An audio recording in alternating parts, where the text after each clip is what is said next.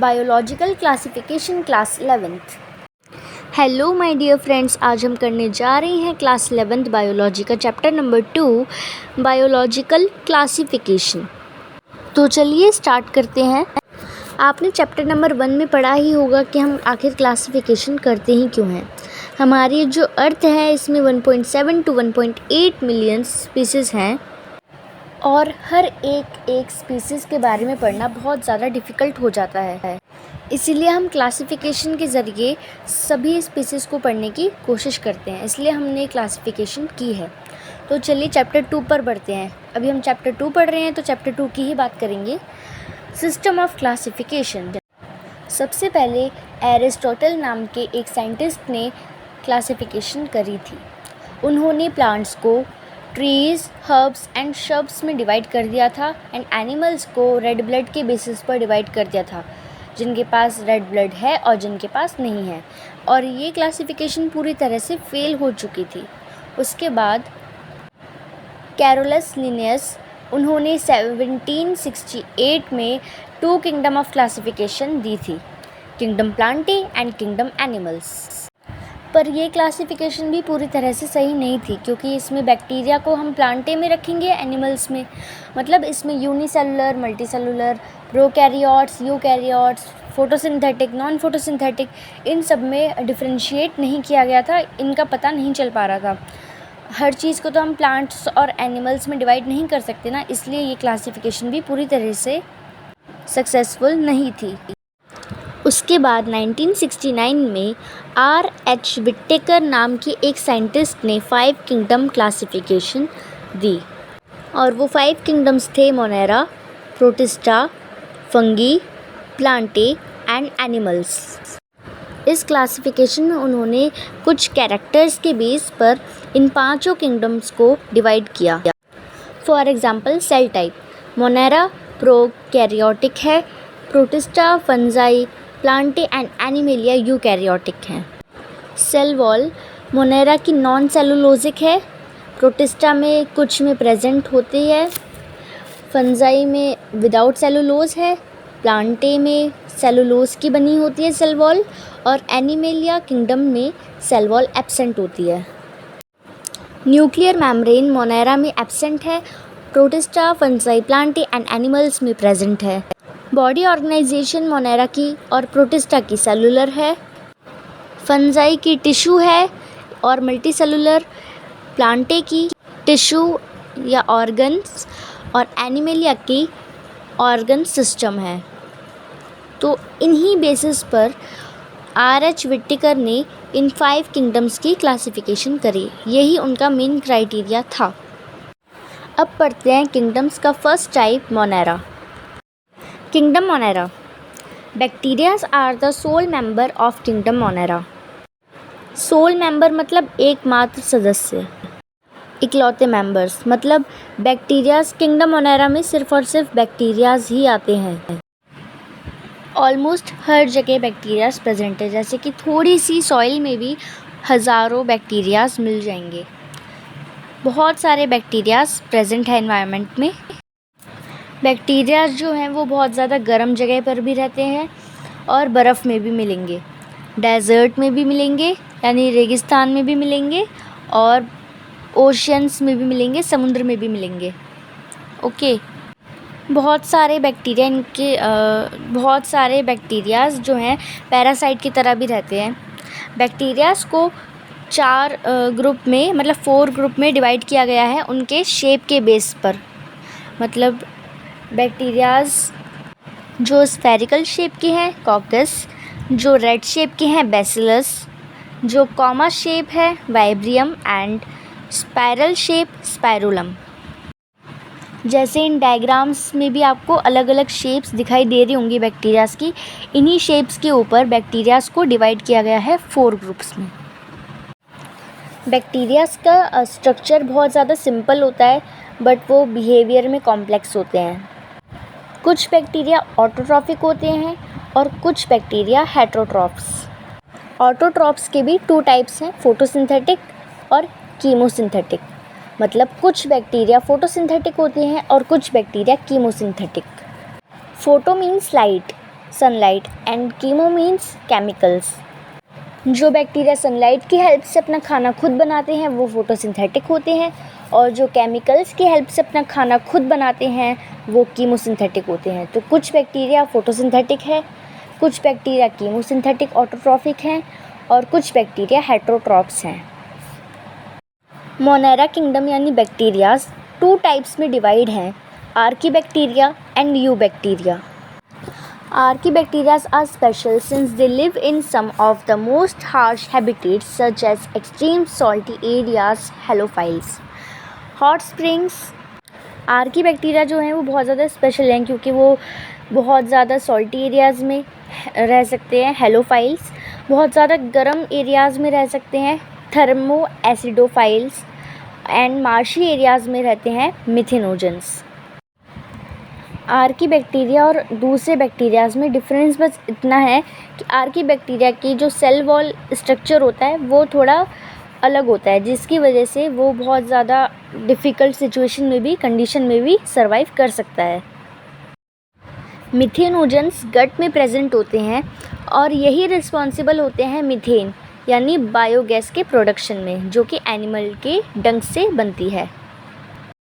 For example काऊ डंग से biogas बनती है, किसके कारण, कौन रिस्पॉन्सिबल होता है, मिथेनोजेंस। एंड आर्कीबैक्टीरिया को एंशिएंट बैक्टीरिया भी कहा जाता है। आई होप आर्कीबैक्टीरिया आपको क्लियर हो गया होगा। अब हम आगे बढ़ते हैं सेकेंड टाइप पर, यूबैक्टीरिया। यूबैक्टीरियाज को हम ट्रू बैक्टीरिया भी बोलते हैं। उनके पास सेल वॉल होती है, अगर मोटाइल है तो फ्लैजुलम भी प्रेजेंट होता है। फॉर एग्ज़ाम्पल साइनोबैक्टीरिया, जो ब्लू ग्रीन एल्गी भी जिसे बोला जाता है, उसके पास क्लोरोफिल ए है जो ग्रीन प्लांट्स से सिमिलर होता है, मतलब वो ग्रीन प्लांट्स से सिमिलर होते हैं, फोटोसिंथेटिक ऑटोट्रॉफ्स होते हैं। Cyanobacteria are unicellular, colonial and fresh water marine और टेरेस्ट्रियल एल्गी। मतलब साइनोबैक्टीरिया यूनिसेलुलर होते हैं, कॉलोनियल होते हैं, फ्रेश वाटर या फिर सॉल्टी वाटर में पाए जाते हैं या फिर ज़मीन पर पाए जाते हैं। इनमें से कुछ ऑर्गेनिज्म जो होते हैं वो एटमॉस्फेयर की नाइट्रोजन को एक स्पेशलाइज्ड सेल में मतलब फिक्स कर देते हैं, जिसका नाम है हेट्रोसाइस्ट। फॉर एग्ज़ाम्पल नॉस्टॉक, जैसे कि इस डायग्राम में आप देख सकते हैं नॉस्टॉक का स्ट्रक्चर। और इनमें से जो कीमोसिंथेटिक ऑटोट्रॉफिक होते हैं वो ऑक्सीडाइज कर देते हैं बहुत से इनऑर्गेनिक सब्सटेंस जैसे कि नाइट्रेट्स, नाइट्राइट्स, अमोनिया, और उनकी जो रिलीज़ एनर्जी होती है उसे यूज़ करते हैं उनके एटीपी प्रोडक्शन के लिए। And they also play a great role in recycling nutrients like nitrogen, phosphorus, iron and sulphur. Heterotrophic eubacterias बहुत ज़्यादा अमाउंट में नेचर में प्रेजेंट है। इनमें से बहुत से डिकम्पोजर्स हैं। कुछ इनमें से हेल्प करते हैं दूध से दही बनाने में, जैसे कि हमने क्लास 8 में पढ़ा था लैक्टोबैसिलस नाम का एक बैक्टीरिया जो कि दूध से दही बनाने में बहुत हेल्प करता है। Production of antibiotics and fixing nitrogen in legume roots, for example rhizoids. Okay, तो ये सारे थे यूबैक्टीरिया के यूजेस। बट यूबैक्टीरिया जो है वो बहुत से डिजीज़ भी कॉज करता है, ह्यूमंस में, क्रॉप्स में, एनिमल्स में, for example typhoid, cholera etcetera. ये बैक्टीरिया ज़्यादातर फिजन प्रोसेस से रिप्रोड्यूस होते हैं, पर कभी कभार जब अनफेवरेबल कंडीशन होती है तब ये स्पोर्स भी प्रोड्यूस करते हैं, और ये सेक्सुअल रिप्रोडक्शन से भी रिप्रोड्यूस हो सकते हैं कभी कभी, जैसे कि डीएनए ट्रांसफ़र से एक बैक्टीरिया से दूसरे तक, ऐसे भी कभी बहुत कम होते हैं। Mycoplasma are the organism that completely lack a cell wall. Mycoplasma वो ऑर्गेनिज्म हैं जिनमें सेल वॉल है ही नहीं। सबसे छोटे लिविंग सेल्स से जाने जाते हैं और ऑक्सीजन के बिना भी सर्वाइव कर सकते हैं। बहुत सारे माइकोप्लाज्मा एनिमल्स और प्लांट्स में डिजीज़ कॉज करते हैं। यहाँ बैक्टीरिया ख़त्म होता है और हम बढ़ते हैं नेक्स्ट सेकेंड किंगडम पे, kingdom Protista. Kingdom Protista, all single cell eukaryotes are place under Protista. Eukaryotes मतलब जिनके पास एक वेल डिफाइंड न्यूक्लियस है। प्रोटिस्टा 5 टाइप्स में क्लासिफाई हुआ है। First chrysophytes, second dinoflagellates, third euglenoids, fourth slime moulds and fifth protozoans. तो सबसे पहले हम देखेंगे क्राइजोफाइट्स को। तो चलिए शुरू करते हैं। Kingdom Protista, first type chrysophytes. Chrysophytes, this group includes diatoms and golden algae. Diatoms वो होते हैं जो एल्गी ओशियंस में पाए जाते हैं और इनके ग्रुप्स में डायटम्स और गोल्डन एल्गीज होते हैं। They are found in fresh water as well as in marine environment. मतलब ये फ्रेश वाटर में भी पाए जाते हैं और सॉल्टी इन्वायरमेंट में भी पाए जाते हैं। ओके, ये बहुत छोटे होते हैं और ये जो डायएटम्स हैं इनकी जो सेल वॉल होती है ये इनडिस्ट्रक्टेबल होती है। मतलब ये टूटती नहीं है, इनडिस्ट्रक्टेबल होती है क्योंकि इनकी जो सेल वॉल है इनके पास मतलब ये सिलिका से बनी होती है, इसलिए।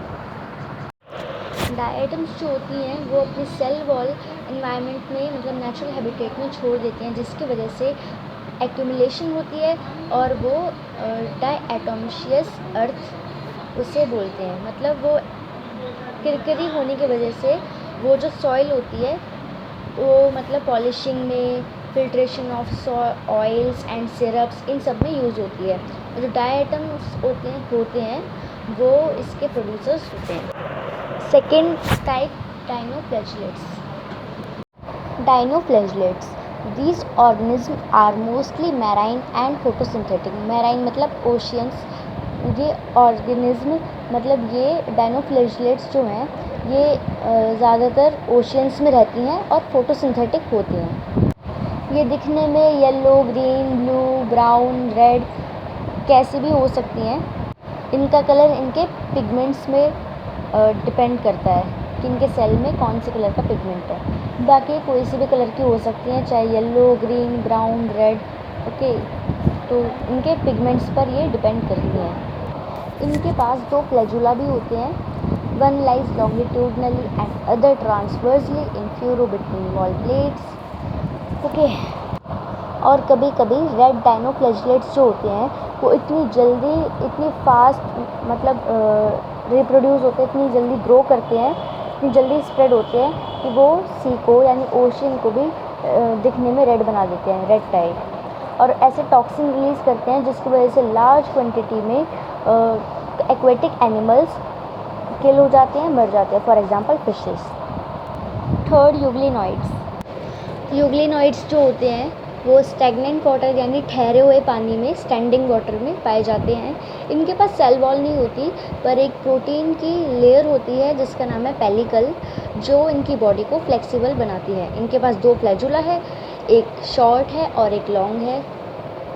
यूग्लिनॉइड्स जो होते हैं वो सनलाइट के प्रेजेंस में फोटोसिंथेटिक होते हैं और जब सनलाइट नहीं होती तो हेटेरोट्रॉफ्स के तरह बिहेव करते हैं। मतलब ये ऑटोट्रॉफ भी होते हैं और हेटेरोट्रॉफ भी, इसलिए ये mixotrophic mode of nutrition carry करते हैं क्योंकि ये एक ही टाइम पे फोटोसिंथेटिक प्रोसेस भी और हेटेरोट्रॉफ्स की तरह बिहेव भी करते हैं, फोटोसिंथेसिस प्रोसेस भी करते हैं, इसलिए इनका मोड ऑफ न्यूट्रिशन है mixotrophic mode of nutrition. For example euglena. Fourth, slime mould. Slime moulds are saprophytic protists। saprophytic mode of nutrition means कि जो अपन डेड और डिके बॉडी से अपना फूड ले रहा है। Okay, under suitable condition they form an aggregation called plasmodium. Suitable condition जब होती है तो वो एक असेंबली, एक कनेक्शन टाइप का बना लेते हैं जिसे बोलते हैं प्लाज्मोडियम, जो कि बहुत ज़्यादा ग्रो करते हैं और बहुत ज़्यादा दूर दूर तक फैल जाते हैं। And during unfavourable condition Plasmodium differentiate and form fruiting body bearing spores eight there tip. और स्पोर्स के पास ट्रू वॉल्स होती हैं और वो बहुत सालों तक मतलब सर्वाइव कर जाते हैं, भले ही कितने भी मुश्किल कंडीशंस हों पर वो बहुत सालों तक सर्वाइव कर सकते हैं। 5th टाइप है protozoans. All protozoans are heterotrophs. सारे प्रोटोजोअन्स हेटरोट्रॉप्स हैं और parasitic mode of nutrition carry करते हैं। Protozoans are believed to be primitive relatives of animals. मतलब प्रोटोजोअन्स जो होते हैं वो जानवरों के पुराने रिश्तेदार जैसे माने जाते हैं।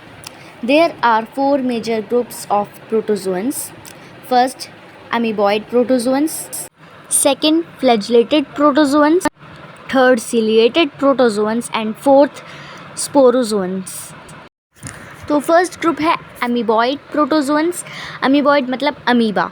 ओके, अमीबॉइड प्रोटोजोअन्स यानी अमीबा जो होते हैं वो आपको फ्रेश वाटर, सी वाटर और मॉइस्ट सॉइल इन सब में मिल सकते हैं। They move and capture food through pseudopodia. मतलब ये जो है अपना फूड ये मूव करते हैं और अपना फूड जो है सीडोपोडिया से कैप्चर करते हैं, मतलब खाते हैं। Marine form have silica shells on their surface. मतलब जो ओशियंस में रहते समुद्री अमीबा जो हैं उनके पास सिलिका के शेल्स हैं। For example entamoeba. Second group है flagellated protozoans. The member of this groups are free living और पैरासाइटिक। मतलब या तो इसके जो इस ग्रुप के मेंबर हैं या तो फ्री लिविंग होंगे या फिर पैरासाइट की तरह जीते होंगे। इनके पास फ्लैजुला होता है, they have flagella and parasitic form cause disease such as sleeping sickness. Parasitic form जो होती हैं वो डिजीज़ कॉज करती हैं जैसे कि sleeping sickness. For example trypanosoma. Ciliated protozoans. Cilia किसके पास होता है? पैरामीशियम के पास। तो इसमें जाहिर सी बात है एग्जाम्पल में पैरामीशियम है। These are aquatic actively moving organism because of presence of 1000 of cilia. ये एक्वेटिक होते हैं और आसानी से मूव कर सकते हैं क्योंकि इनके पास हज़ारों की मात्रा में सीलिया प्रेजेंट होते हैं। उनके पास एक कैविटी होती है गुलेट जो हेल्प करती है उनके सेल सरफेस को ओपन करने में। The last and fourth group sporozoans. Sporozoans में जनरली प्लाज्मोडियम होते हैं, मलेरियल पैरासाइट जो कि मलेरिया कॉज करते हैं। मलेरिया एक डिजीज़ है जो ह्यूमंस में बहुत फैल जाती है मच्छरों के कारण। तो ये आता है स्पोरोजोन्स के अंडर। आई होप आपको इतना पार्ट क्लियर हो गया होगा। अब इसके नेक्स्ट टॉपिक्स हम दूसरी वीडियो में क्लियर करेंगे पार्ट 2 में। तो thanks for watching this video. Have a nice day.